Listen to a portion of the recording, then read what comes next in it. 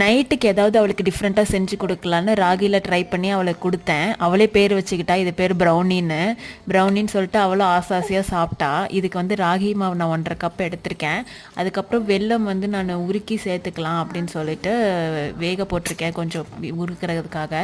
அவளும் பால்கனியில் நின்று விளையாண்டுட்டு இருந்தா. அதுக்குள்ளே நான் வந்து இங்கே மாவும் எல்லாம் கலக்கி வச்சுட்டேன். கொஞ்சோண்டு சோடா மாவும் அதுக்கப்புறம் கொஞ்சம் லைட்டாக சால்ட் மட்டும் போட்டு கலக்கி வச்சுருக்கேன். அவளும் வெயிட் பண்ணிட்டு இருந்தா, ஏதோ டிஃப்ரெண்ட்டாக மம்மி செய்கிறாங்க அப்படின்னு சொல்லிட்டு பக்கத்துலேயே. அப்புறம் எப்பயும் போல தான் நம்ம பணியாரக்கல் வச்சு அதில் வந்து மாவெல்லாம் ஊற்றி கொஞ்ச நேரம் வெயிட் பண்ணோம்னா ஒட்டவே ஒட்டாது. இந்த மாவு பாருங்கள் எவ்வளோ ஈஸியாக திருப்பறக்கு வருதுன்னு.